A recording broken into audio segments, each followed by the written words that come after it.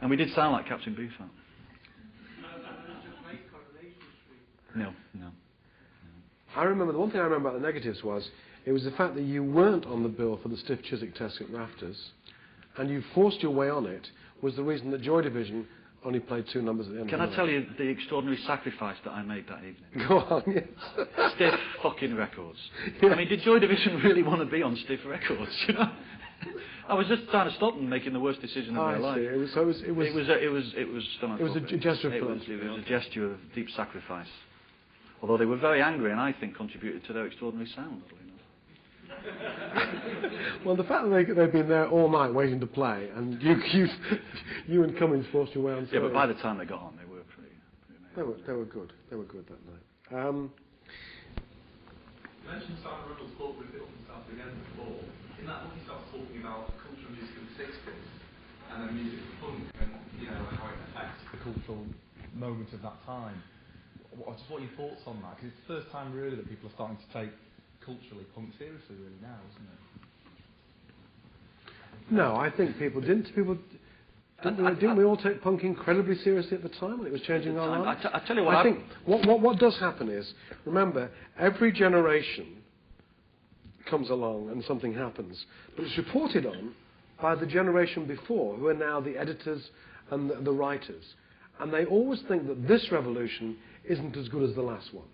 So when punk came along, there was a degree at the beginning of it hasn't happened.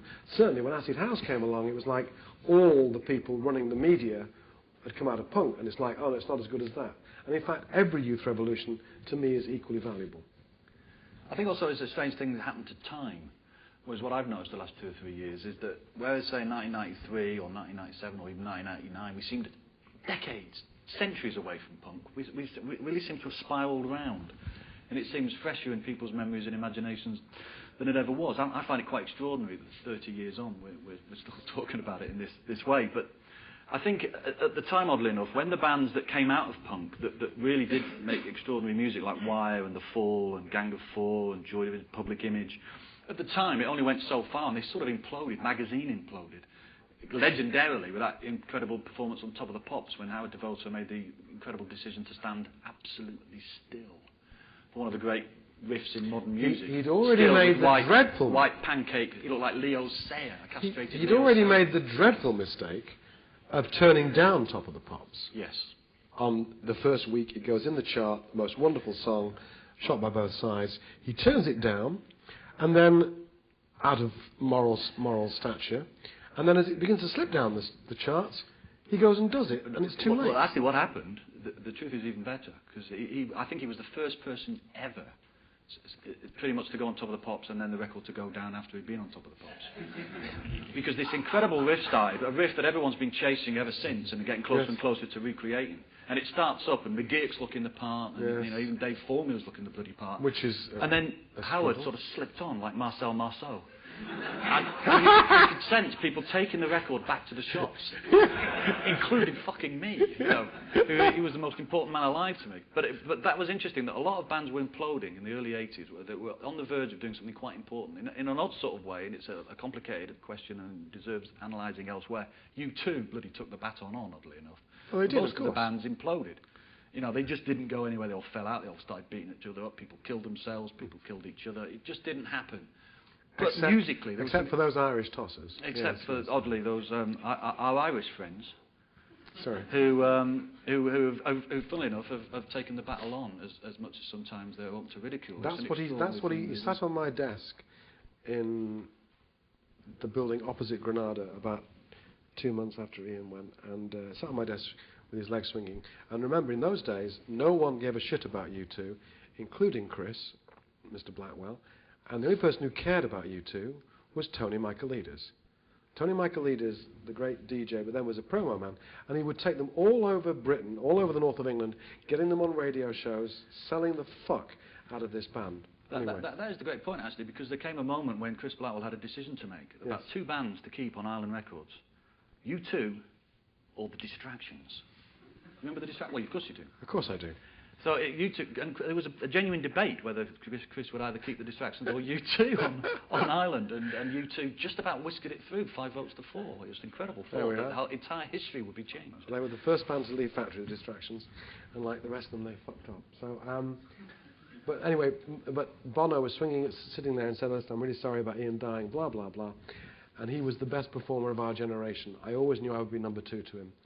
But now he's gone, I'll do it in his place. And I always thought, that's a fucking sanctimonious comment, and fuck you. And it wasn't until, and I've never been a U2 fan, but 7 years later, or 6 years later, I'm watching Live Aid, and that moment when he gets off the stage, which is, if you ever read the Eamon Dunphy book, the first chapter is him getting off the stage. And I actually leapt out of my armchair and went, fuck you, fantastic, because he'd done it.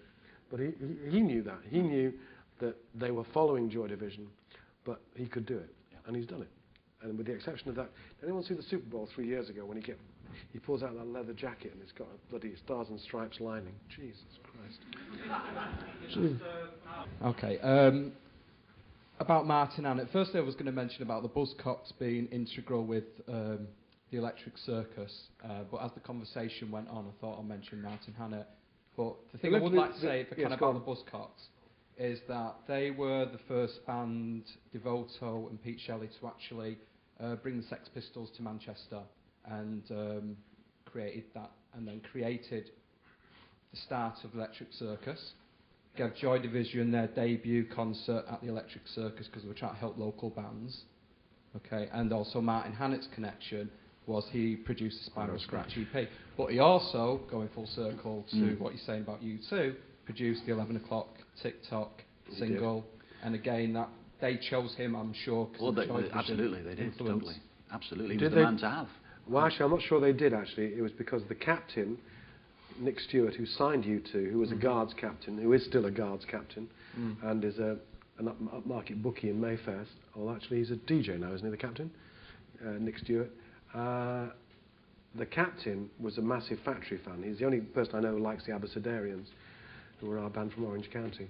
But he was a Hannett obsessive, so I imagine he would have pushed U2 towards Hannett. But they were Joy Division. They were huge Joy Division fans from a very early stage. But it is interesting, that thing you talk about, punk being from Bromley, and in truth it comes from Manchester. But what was interesting very early on, because of Howard and Richard Boone and Peter bringing up the Sex Pistols, you know, doing this incredible... It seemed very odd. It seemed bureaucratic work. It seemed peculiar in a way for musicians to do it. So it was very odd. There was something very strange about it. But doing that, and given all that, you know, the Fall, they would give an early show to. And then combined with that, everything came here. The Sex Pistols came here when they couldn't really go anywhere else in the country. The White Riot tour came here. The Clash, the Slits, Talking Heads, they all came here.